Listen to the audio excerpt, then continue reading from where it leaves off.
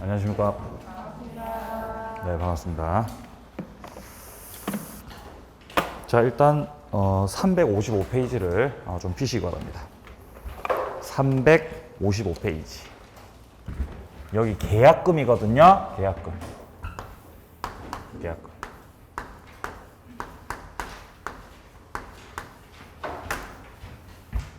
계약금은 일단 뭘로 추정하죠? 해약금으로요. 해약금으로 뭐 한다? 추정한다, 추정. 추정을 해요, 추정을. 자, 그러면 매매 계약을 체결하고, 자, 갑하고 을 사이 매매 계약을 체결하고. 매매 계약 체결 당시에 을이 매수하기로 했던 것이 5억이었다, 5억. 을이 땅을 5억에 매수하기로 했어요. 땅을 5억에 매수.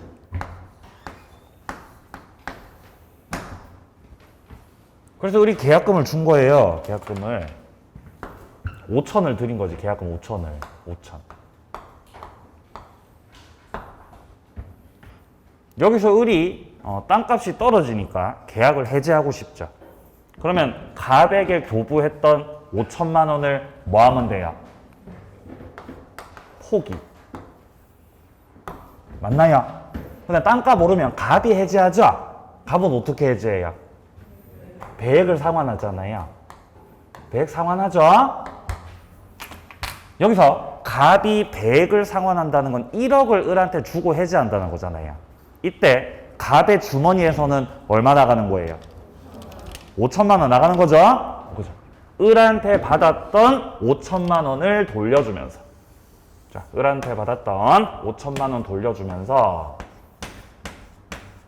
자기 주머니에서 5천만 원 꺼내가지고 이렇게 1억을 주는 거예요. 그래서 교부자 쪽에서는 교부했던 계약금을 포기하고, 수령자 쪽에서는 받았던 그 계약금, 약정계약금 받았던 거에서 배액을 상환해서 해지를 한다는 겁니다. 그러면 갑이 됐든 을이 됐든 여기서 계약금 해제를 하려면 얼마가 필요해요? 5천만 원 필요한 거예요. 그러니까 해약금이 얼마라는 거예요? 5천만 원인 거라고요. 기억나시죠? 예. 그런데 을이 계약금 5천만 원이 부족해서 갑한테 1천만 원만 드렸던 거예요. 그럼 실제 교부했던 게 1천만 원이라는 거죠. 자, 이런 경우에 이 계약금을 받았던 갑이 배액을 상환하고 해제를 할 때 그 해약의 기준이 되는 금원은 실제 받은 1천만 원이다, 약정계약금 5천이다. 약정 5천이죠? 바로 그거죠. 바로 그거예요. 근데 여기서 갑이 그럼 해제하려면 을한테 얼마 주는 거죠? 얼마 주는 거예요? 1억? 6천? 9천? 그죠. 제가 지난 시간에 여기서 9천이라 그랬어요. 정신 나가가지고. 9천 아닙니다. 정신 나갔어요. 9천 아닙니다. 6천이에요. 갑이 계약금 가지고 해지하려면은 5천만 원 던져야 되죠. 을한테 받았던 게 1천이었기 때문에 받았던 1천만 원 돌려주면서 자기 돈 5천 꺼내서 줘야 되는 거예요. 그러니까 6천 줘야 돼요. 아시겠어요? 근데 지난 시간 9천이라 그랬잖아요. 혼이 나가가지고. 그렇지. 정정합니다. 6천. 그죠? 받았던 거 돌려주면서 갑은 5천만 원 던지는 거예요. 그러면 여기서 을이 해지할 때는 얼마 주면 돼요, 갑한테? 얼마 주면 돼요? 일단 1천만 원 줬었죠? 그럼 이제 해지하려면 얼마 주면 돼요? 4천. 을이 여기서 4천만 원 더 던지면 결국 5천만 원 던진 게 되는 거죠? 이렇게 해서 해지할 수 있다는 거예요. 물론 이게 숫자가 시험에 출제되지는 않아요. 시험에 출제는 안 되는데 여러분들이 또 잘못 알고 계시면 안 되기 때문에 정정합니다. 죄송합니다. 시험에 나오는 건 어쨌든 실제 교부받았던 그 계약금이 해약금의 기준이 아니라 약정계약금이다. 그게 출제가 된다는 점을 말씀을 드리겠습니다. 자, 담보 책임으로 넘어갑니다. 자, 페이지는요 358페이지예요. 358페이지. 매매 효력이라고 나오죠. 매매 효력. 자, 매매라고 하는 거는 매도인과 매수인이 계약을 하는 건데요. 자, 먼저 매도인 측 같은 경우는 소유권 이전을 해주는 거죠. 그리고 매수인은 관련해서 대금을 지급하는 겁니다. 양자가 이렇게 채무를 지게 되는 계약입니다. 자, 밑으로 내려가서 2번을 보세요. 과실 수취권이라고 돼 있는 부분. 과실은 누구 거냐? 첫 번째, 아직 대금을 완납 안 했어요. 아직 돈 안 냈죠? 그럼 매도인 거, 매수인 거? 매도인 거예요. 돈 안 냈으면. 자, 근데 2번 같은 경우는 대금을 완납을 했습니다. 이미 돈을 다 지불했죠? 그럼 과실은 누구 거? 매수인 거라는 거예요. 자, 3번입니다. 매수인이 이미 매매대금을 완납한 후라면 아직 목적물 인도 전이라도 과실은 누구 거다? 매수인 거다. 대금을 완납을 하셨기 때문에 과실은 매수인 거다라는 그런 판례였습니다. 자, 다음 이제 오른쪽 페이지로 가서 3번을 봅니다. 대금은 어디서 지급하느냐? 인도 장소에서 지급합니다. 왜냐하면 목적물 인도시키는 거 하고 대금 지급하고 동시 이행 관계죠. 그러니까 그 장소에서 대금을 지급한다라는 겁니다. 자, 밑으로 내려가서 5번도 보세요. 계약 비용을 누가 부담하냐? 쌍방이 부담합니다. 누가 더 많이 부담해요? 절반 부담하는 거예요. 절반 부담. 매도인하고 매수인하고요. 자, 이제 담보 책임으로 넘어가요. 담보 책임. 담보 책임. 자, 첫 번째, 담보 책임을 왜 져야 하느냐? 왜 담보 책임 져야 되는 거죠? 맞아요. 하자. 하자 때문이에요. 하자는 좋은 거예요, 안 좋은 거예요? 안 좋은 거죠. 흠결을 말하는 거잖아요. 일단 매매 계약이 체결됐으니까 매도인 측 그리고 매수인 측이 있을 때 매도인 쪽에서는 매수인에게 완전한 재산권 이전을 해줘야 됩니다. 재산권을 이전시켜줘야 된다. 여기서 매도인이 매수인에게 이전시키는 재산권이라고 하면 물건일 수도 있고 권리일 수도 있습니다. 근데 갑이 을에게 물건을 넘기든 권리를 넘기든 거기에 뭐가 있었다는 거예요? 하자가 있었다는 거죠. 하자가. 그럼 여기서 하자는 권리 하자일 수도 있고 권리 하자. 아니면은 또 무슨 하자일 수도 있고 물건 하자일 수도 있는 거예요. 권리 하자, 물건 하자. 그러면 하자가 있으니까 을은 완전한 권리나 물건을 취득 못했으니까 갑한테 책임지라고 하는 거죠. 당신 책임지라고 추궁하는 거죠. 추궁하고 청구하는 겁니다. 그럼 여기에 대해서 매도인은 책임을 지셔야 되는 겁니다. 요게 담보 책임이죠. 자, 여기서 책임을 추궁할 때 하자가 너무 심각하면 너무 중대한 하자일 때 주로 뭐를 해요? 해제하죠. 해제. 그리고 매매 계약에서 목적물의 수량을 정해서 매매를 했었다면은 깎자고 할 수도 있죠. 혹시 감액 청구도 나와요. 감액 청구. 대금에 대한 감액 청구. 자, 그리고 손해배상 청구. 요 세 가지 권리가 대표적이죠. 그런데 이것들이 어떤 사례 속에 적용되느냐에 따라서 행사를 할 수도 있고 행사를 못할 수도 있기 때문에 그런 것들을 분류해서 정리를 하셔야 됩니다.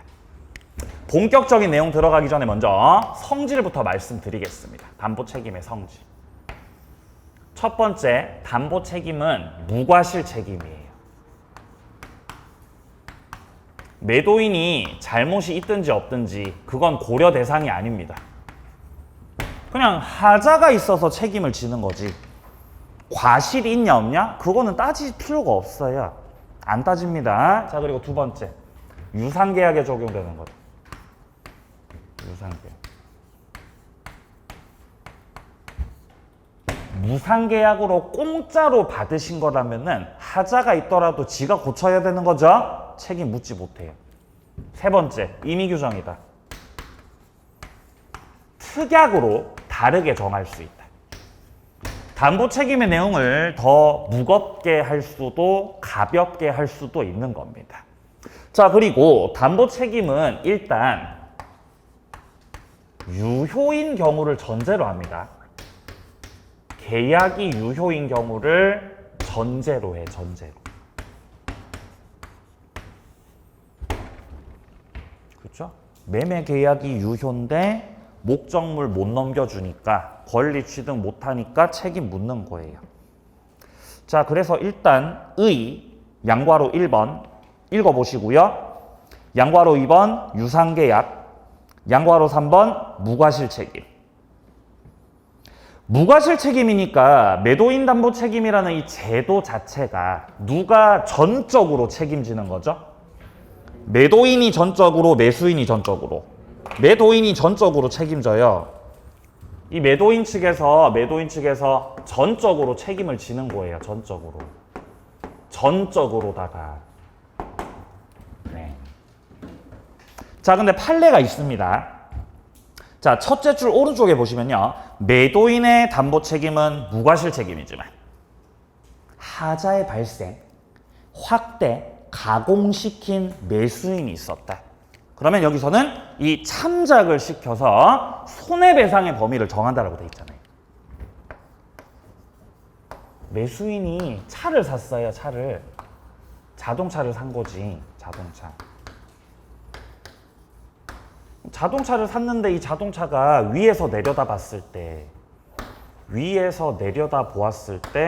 왼쪽 앞이 운전석이잖아요, 여기.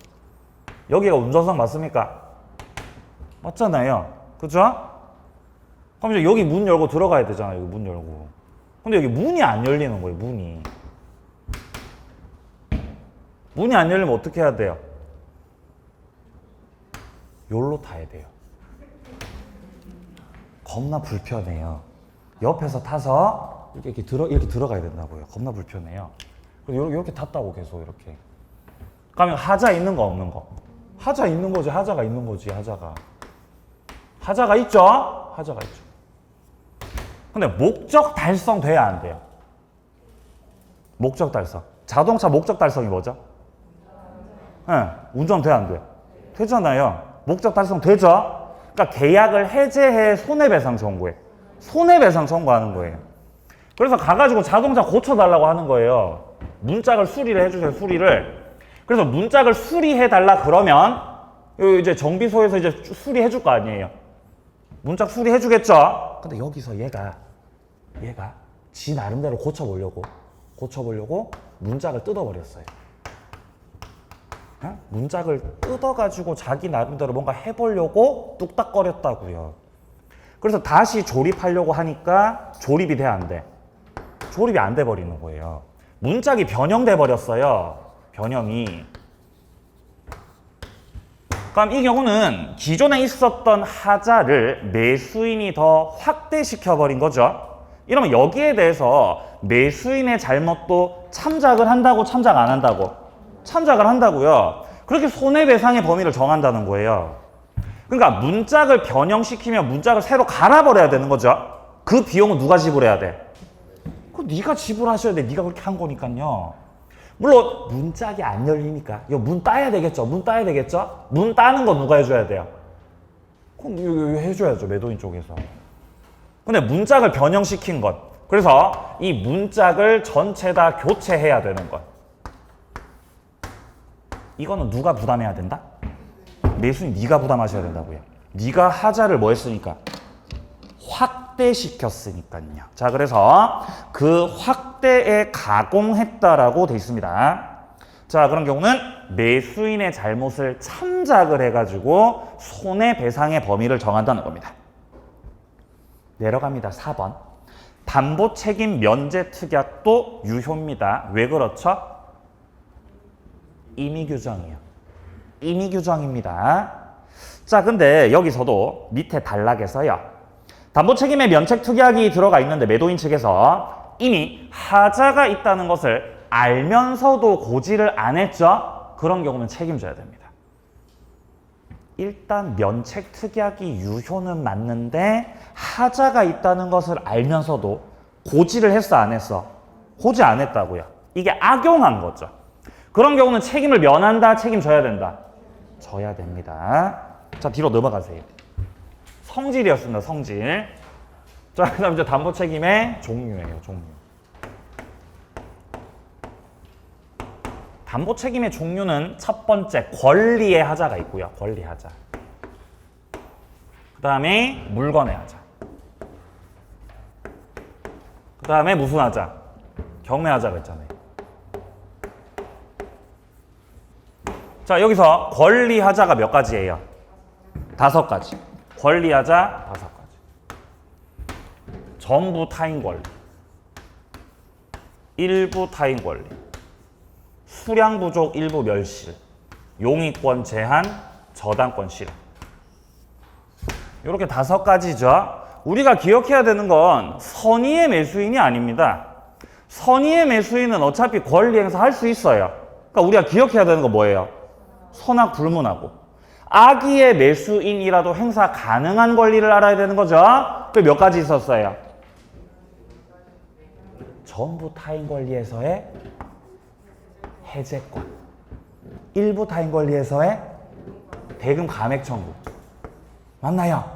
저당권 실행에서의 해제권, 손해배상 청구권. 요 4가지가 선악 불문입니다. 나머진 다 선이에요. 이 기억하셔야 되죠. 모르면 안 돼요. 모르면 안 돼요. 4가지. 그리고 수량 부족하고 일부 멸실에서는 매수인이 선의일 때만, 여기서는 선의인 경우에만 담보 책임을 묻습니다. 자, 그래서 지금 360페이지에서요. 자, 1번에 보시면 전부 타인 권리 매매입니다. 여기는 기업, 선악 불문하고 해제할 수 있다. 니은, 손해배상은 선의일 때만 할 수 있는 거죠. 실외이익 배상이다, 이행이익 배상이다. 이행이익 배상입니다. 원래 계약이 유효일 때는 이행이익을 배상하는 게 원칙이에요. 계약이 뭐일 때? 유효일 때. 이행이익입니다. 자, 제척기간 없어요. 디귿. 제척기간 없다. 자, 내려갑니다. 2번째입니다. 일부 타인 권리 매매입니다. 감액 청구 나오죠. 선악 불문입니다. 자, 근데 니은에 뭐 해제, 손해배상 청구, 이건 선의만 할 수 있고요. 제척기간은 1년이죠. 자, 이때 선의는 언제부터 1년? 안날로부터. 악의는요? 계약일로부터, 계약을 한 날로부터 1년입니다. 그리고 밑에 3번하고 4번에 나오는 게 수량 부족 그리고 용의권 제한이죠. 여기는 전부 다 선의일 때만 담보 책임을 물을 수 있다. 따라서 제척기간은 1년인데 안날로부터 1년, 한 날로부터 1년. 안날로부터 1년이겠죠? 선이니까요. 내려가세요. 저당권 실행입니다. 기획하고 니은 확인합니다. 손해배상 청구, 해제권 전부 다 선악 불문하고 행사할 수 있다. 디귿 보세요. 매수인이 자기가 출제해가지고 변제를 시켰죠? 그럼 그 돈 달라고 구상권 행사할 수 있어요. 그게 바로 출제액 상환 청구입니다. 리을입니다. 융자 끼고 샀네요. 저당권을 승계 받으셨다라는 거죠. 이런 경우는 담보 책임 물으면 돼, 안 돼? 안 돼요. 양심적으로다가 그러면 안 된다는 거지. 자, 갑이 건물을 팝니다. 그리고 이 건물을 을이 삽니다. 을이 건물을 매수합니다. 자, 그런데 이 건물에는 저당권이 설정되어 있었습니다. 자, 이 건물에 이미 저당권 설정이 되어 있었다. 자, 혹은 전세권이 설정되어 있었다. 가압류가 들어와 있었다. 가등기가 돼 있었다.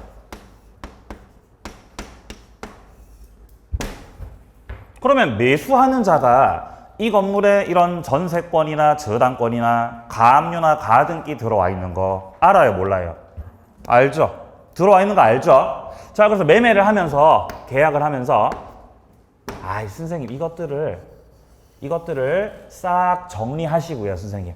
말소를 하시고 건물을 넘겨달라고 하는 게 일반적이죠. 그래서 매수인 측에서 일단 계약금을 드리고, 자, 계약금 받으세요. 자, 계약금 드리고, 그리고 주로 계약서 쓰면서 중도금을 받아서 그 중도금을 가지고 뭐 빚을 갚든지 가압류를 정리하든지 세입자 내보내든지 하는 거예요. 받아가지고 정리하는 거죠.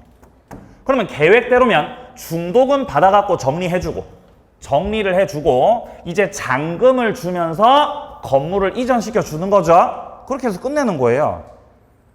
근데 갑이 중도금 받아서 정리했어, 딴 데 썼어. 딴 데 써버렸다고. 그래서 이것들이 실행돼 버리잖아요. 실행이. 경매가 막 들어와 버리는 경매가.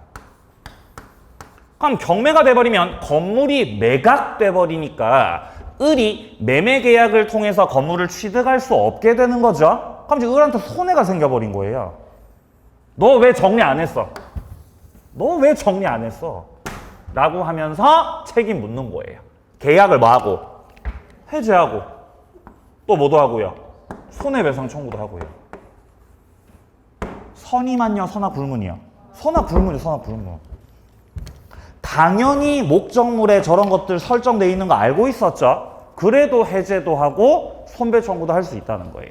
저당권 실행입니다. 그리고 저당권이 실행된 경우뿐만 아니라 가등기에 기해서 본등기 된 경우도 요 규정들이 그대로 다 적용됩니다. 맞나요? 예, 가압류도 마찬가지고 전세권 마찬가지고. 핵심은 이런 것들이 실행됐다는 거죠. 실행. 이런 것들이 실행이 됐다는 거지. 실행이. 그래서 얘가 소유권 취득을 못했다는 거지. 그게 문제라는 거지. 그게. 그럼 담보 책임을 물을 수 있다고요.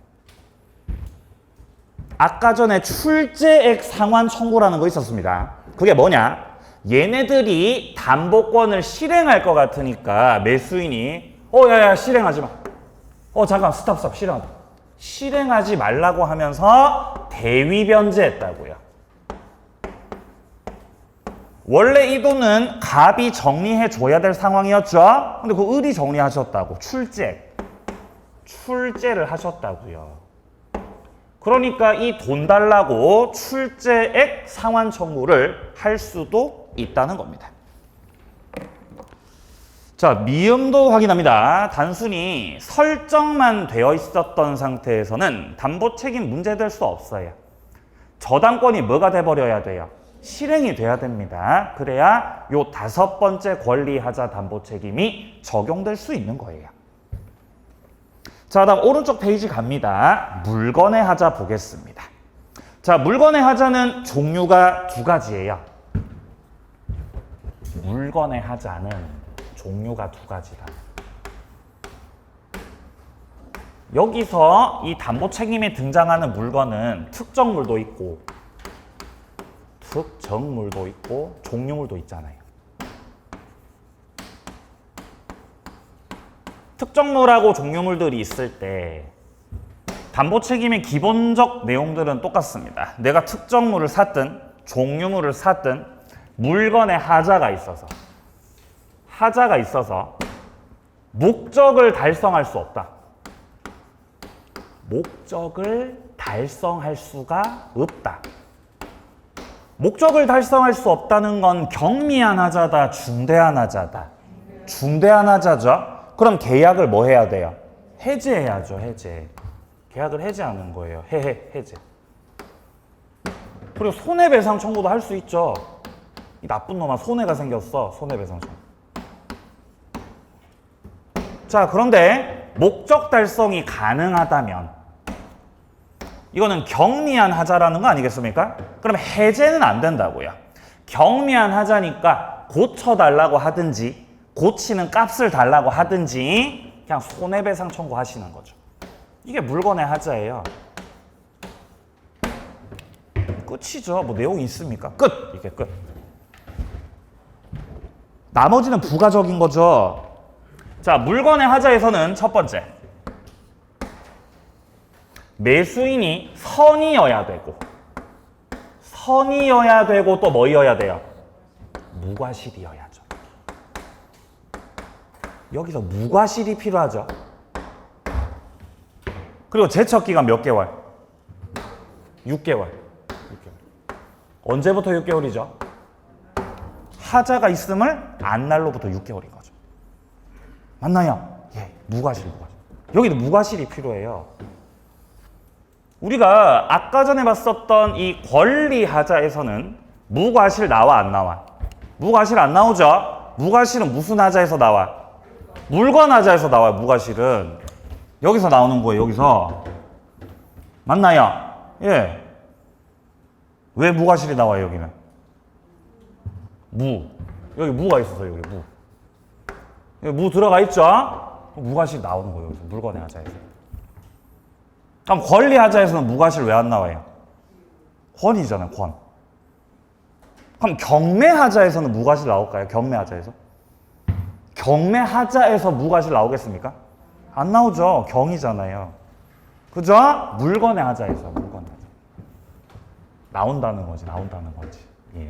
두 번째. 뭔가 법령상 제한이 들어갔어. 뭔가 목적물에 법령상 제한이 걸려버렸던 거지. 법령상 제한.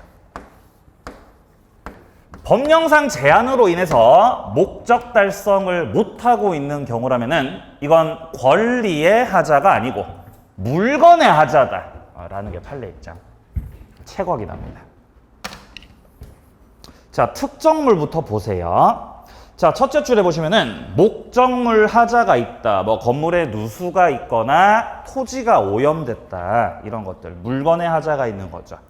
자, 기역부터 확인합니다. 목적을 달성할 수가 없네요. 그럼 계약을 엎어야죠. 해지할 수 있다. 자, 근데 그 밑에 줄에 보시면 목적 달성이 가능한 경미한 하자죠. 여기선 해제 못해요. 손해배상 청구만 할 수 있습니다.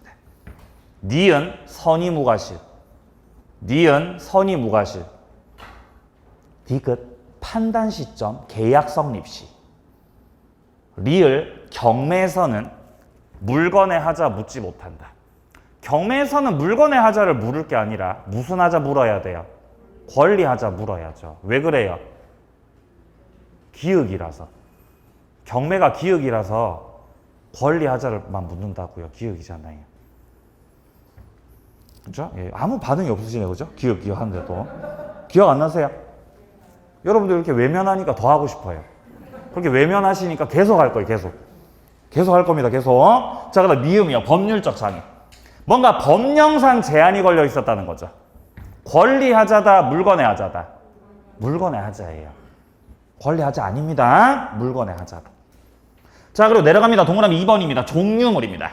자, 종류물이라고 하는 건 다른 물건하고 대체가 가능하기 때문에 해제나 손해배상 청구를 할 수도 있겠지만, 그죠? 자, 종류물일 때는 해제나 손해배상 청구를 할 수도 있겠지만 이런 것들을 하지 않고 이런 거 안 하고 뭐 할 수도 있다.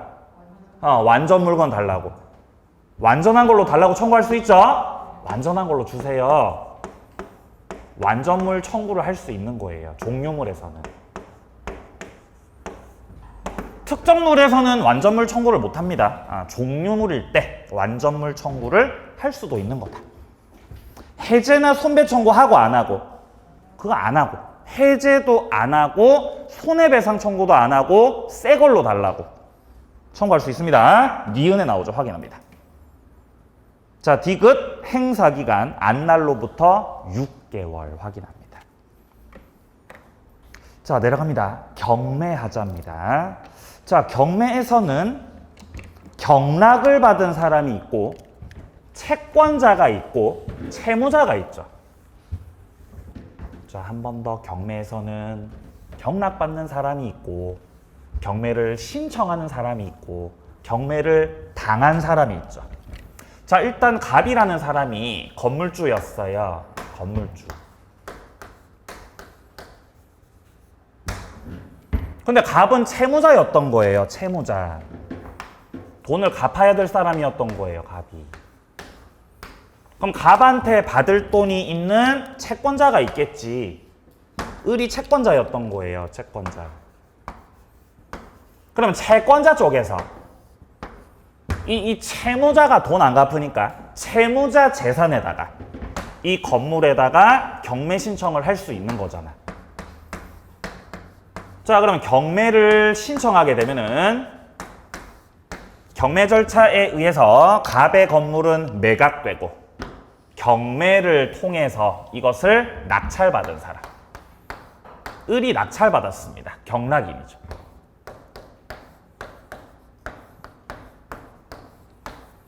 자, 근데 건물을 낙찰받았는데 여기서 하자가 있었다는 거죠. 그럼 책임을 물을 수 있다는 거예요.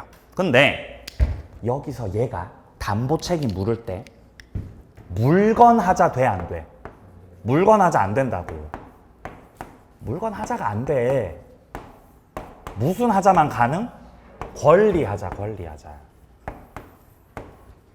맞나요? 예. 왜 그렇다고?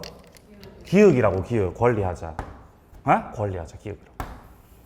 지금 매매예요, 경매예요? 경매잖아, 경매. 그러니까 경매에서는 물건의 하자만 권리하자만 권리하자만 된다는 거지. 물건 하자 안 돼요. 물건 하자 안 돼. 목적물이 경매가 되면 감정평가라는 걸 하게 돼요. 감정평가. 그러면 평가사가 물건을 감정을 할 거 아니에요. 근데 물건에 하자가 있어요. 그럼 평가에 반영돼, 안 돼? 반영되지. 반영될 거 아니에요. 타일이 다 깨져버렸네? 벽에 금이 갔네? 그럼 평가에 반영이 돼, 안 돼? 반영된다고요. 그러니까 물건에 하자 묻지 말라고. 이미 다 반영시켜 놨으니까. 그만큼 당신은 싸게 경락 받으셨잖아요. 다만 이 목적물에 대해서 소유권 취득을 제대로 못했거나 수량이 부족했거나 용의권 설정돼 있어가지고 목적 달성 못하는 등 그런 등등의 권리하자가 있다면 그때 책임 물으시라고요. 그러면 경락인을 매수인으로 봤을 때 원주인이 누구예요? 건물 원소유자. 갑이었죠? 얘가 이제 매도인에 속하는 거예요. 경매를 매매로 치환시켜 봤을 때. 자, 따라서 경락인 쪽에서는 일단 요 갑 상대로 1차적으로는 채무자 상대로 책임을 묻습니다. 그죠? 권리하자 규정된 대로 해제권, 뭐 감액 청구 이런 거 하는 거죠. 어떤 권리 하자느냐에 따라서. 근데 손해배상 청구 돼, 안 돼? 손배 청구. 그건 안 돼요. 손해배상 청구도 못 하는 거예요. 손해배상 청구 왜 못 하는 거죠? 너무 가혹해서. 맞아, 너무 가혹해서 그런 거예요. 맞아요, 맞아요. 왜냐면 얘는 건물을 을한테 건물을 병한테 팔았어요. 건물이 팔렸어요. 건물이 팔렸잖아요. 그럼 갑은 지금 어디 있어요? 갑 지금 어디에 있어요, 지금 갑이? 에? 갑 지금 모텔에 있죠, 모텔에. 갑이 지금 숙박시설에. 팔려가지고. 그럼 내가 내 의지로 판 것도 아닌데, 내가 돈 못 갚아서 경매당한 건데, 병이, 너 책임 있다. 손해배상 청구까지 한다는 거는 너무 어떻다고요? 너무 가혹하다고, 그거는요. 그러니까 손배 청구 하지 마시라고, 손배 청구를. 어떤 권리 하자인지에 따라서 해제, 감액 청구 이런 거 하시라고요. 근데 갑한테 청구했더니 갑이 지금 무슨 상태예요? 완전 개털인 거죠. 완전 개털이죠. 그럼 이제 누구 붙잡고 늘어져요? 채권자. 야, 네가 돈 받아갔잖아. 네가 지금 배당 받아갔으니까 너 배당금 갖고 와. 자, 2차적으로는 채권자를 붙잡고 늘어지면서 배당 받은 거, 그거 배당금. 그거 갖고 오라고. 반환 청구. 이거를 하게 되는 거예요.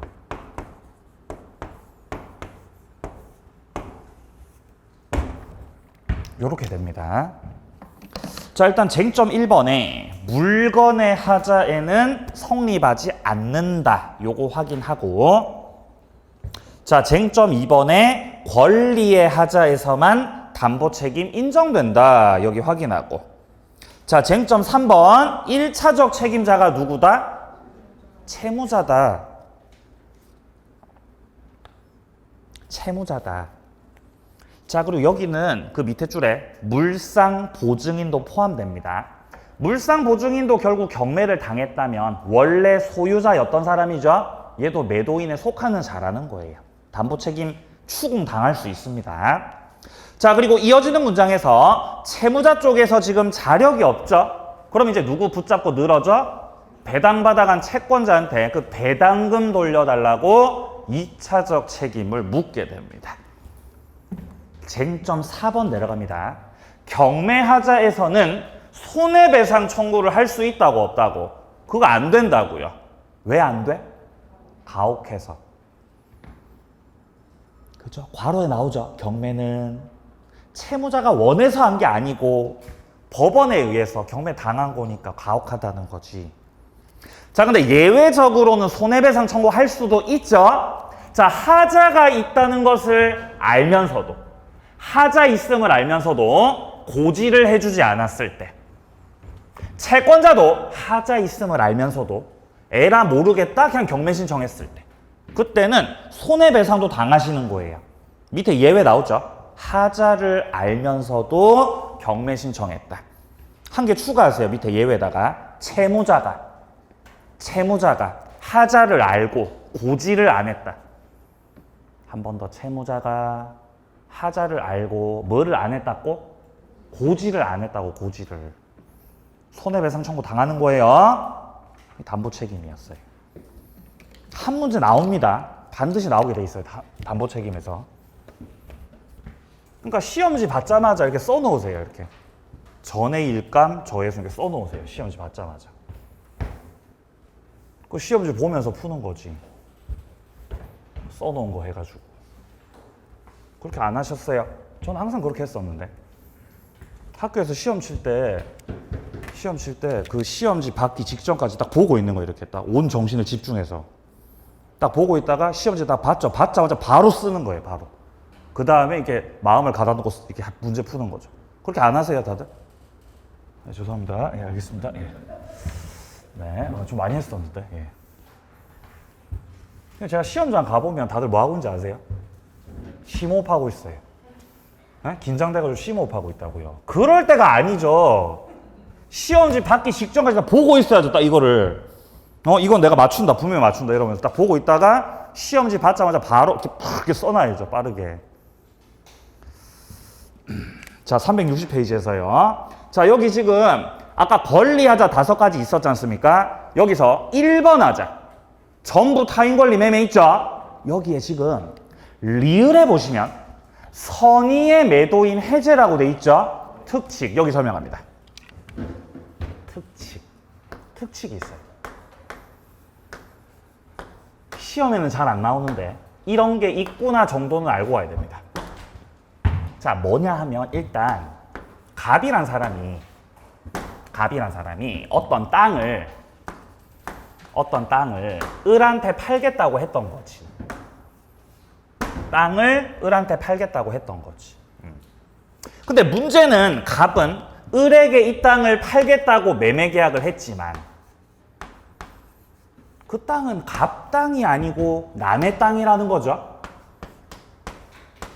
이게 전부 타인 권리 매매 아니겠습니까?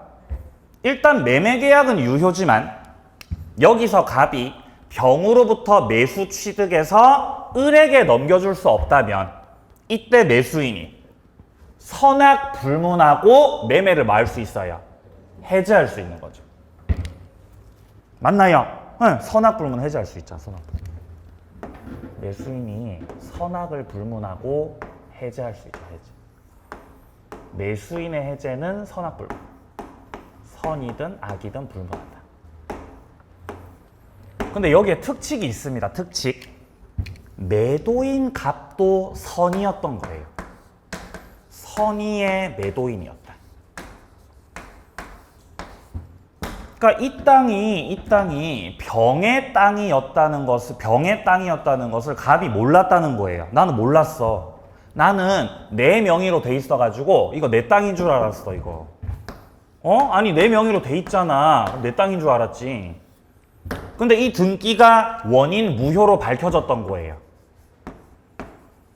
그러면 등기부상에는 갑 명의로 되어 있지만 원인 무효 등기였기 때문에 갑 소유가 아니었다라는 거죠. 근데 갑은 자기 게 아니라는 걸 알아서 몰랐어. 몰랐어요. 그때 당시에 몰랐어요.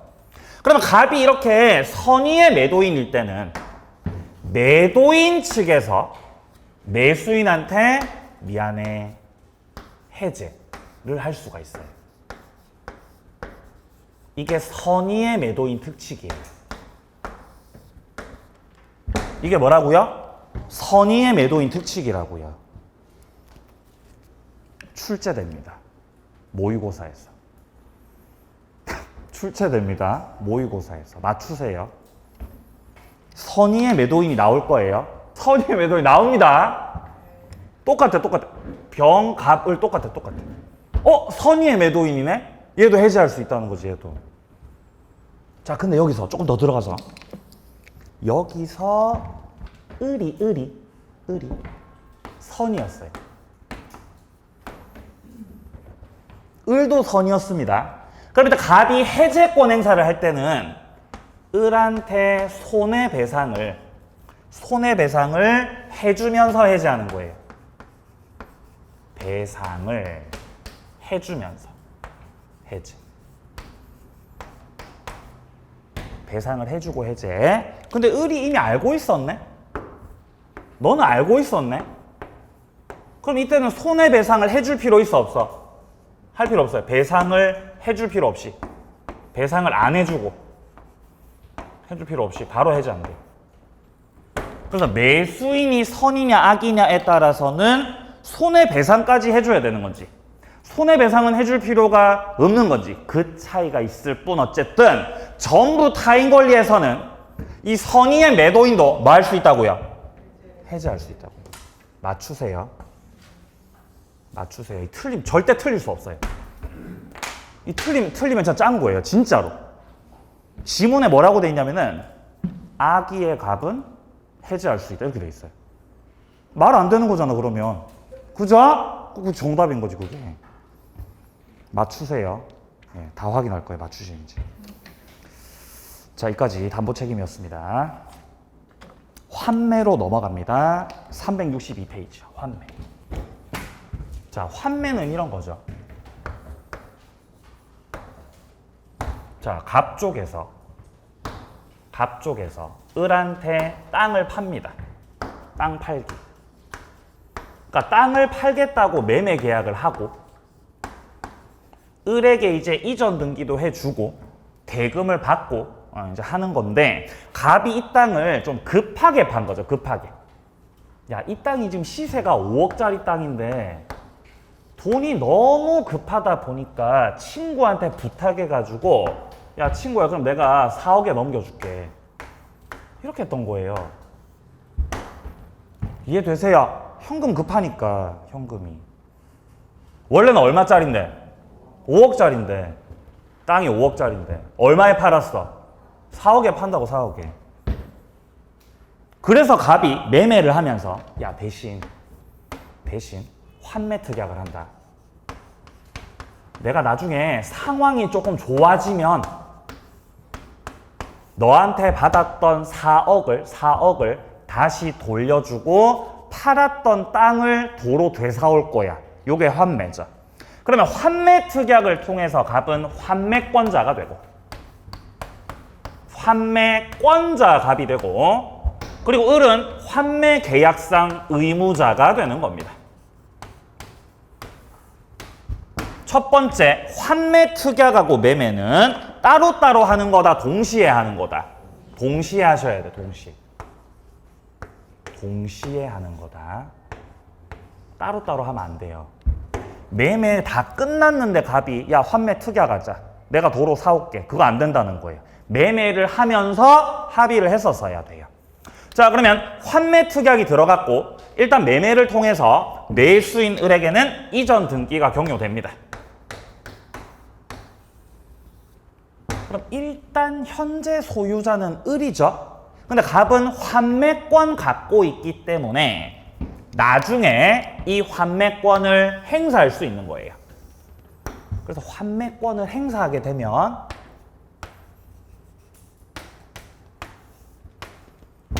갑이 을한테 받았던 얼마를 갖다 주고 4억을 주면서 을 등기 말소시키고 다시 갑한테 되돌리는 거예요. 이게 환매입니다. 그러면 환매는 일방적 권리 행사를 해가지고 효력을 만들고 있는 거죠. 따라서 환매권은 무슨 권이다? 형성권이다. 따라서 기간은 몇 년이다? 몇 년 내로 하는 거다? 5년이죠. 어떻게 잘하시는 거죠? 10년 아니죠? 5년입니다.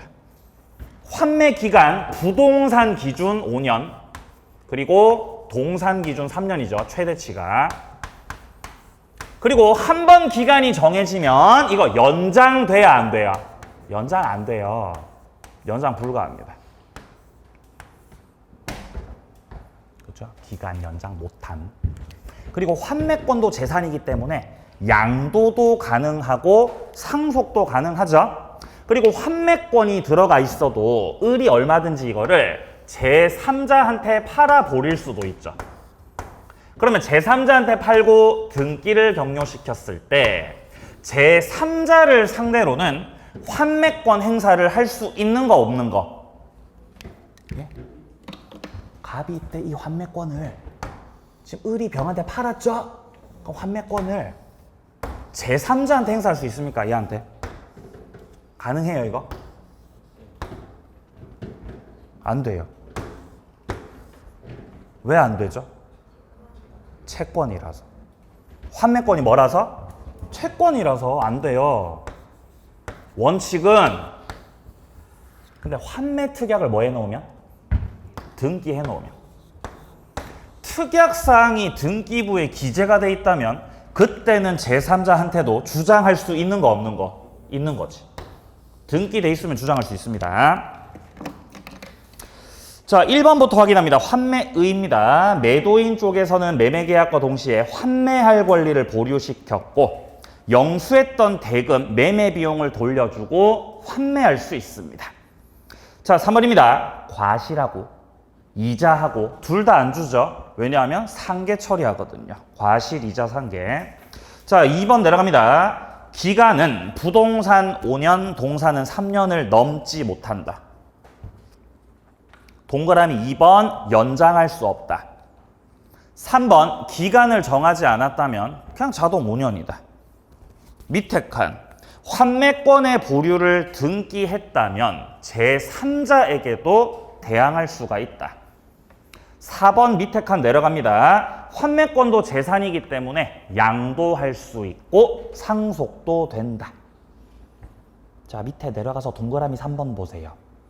환매특약 등기된 부동산을 제3자에게 매매했을 때 이거 일단 문제는 전혀 없습니다. 왜냐하면 기억에 나오듯이 이 환매특약이 처분 금지 효력을 가지는 건 아니거든요. 환매권이 들어와 있다고 해서 을이 부동산을 다른 사람한테 못 파냐? 아니요. 얼마든지 팔아먹을 수 있다는 거지. 자, 그리고 동그라미 4번 같은 경우는 법정지상권 나오고 있죠. 환매에서는 법정지상권 돼야 안 돼요? 안 돼요. 맞나요? 뭐죠 이 고요함은요? 환매. 환매, 환지, 환매, 환지. 함께 매도, 함께 매도. 함께 매도. 과반수 동의. 이런 표현 나오면 관습법상 법정지상권 돼, 안 돼? 안 되죠. 이런 표현 나오면. 그죠? 완전 처음 보는 표정이시죠. 그런 분들은 이제 지상권 파트에서 관습법상 법정지상권을 좀 찾아서 좀 보시기 바래요. 이런 표현 나오면 안 됩니다.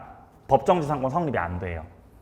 그리고 이런 것도 있었잖아요. 배제 특약이 들어가면 안 된다. 배제 특약. 그럼 여기서 말하는 배제 특약은 무엇이 있냐? 관습법상 법정지상권 관련해서 건물을 철거한다라는 취지로 특약이 들어갔다. 관습법상 법정지상권은 성립하지 않는다. 토지를 매도하면서 토지에 대해서 임대차 계약을 체결하였다. 관습법상 법정지상권을 포기하겠다는 것이다. 지금처럼 환매 특약 당시에 나대지였는데 환매권 행사하기 전에 지어졌던 건물이었다.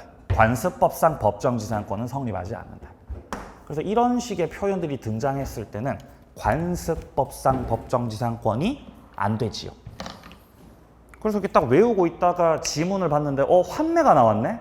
관습법상 법정지상권 물어보네? 안 돼. 이렇게 문제 푸셔야 돼요. 매매 파트 마무리하겠습니다. 자, 교환서부터는 쉬었다가 보겠습니다.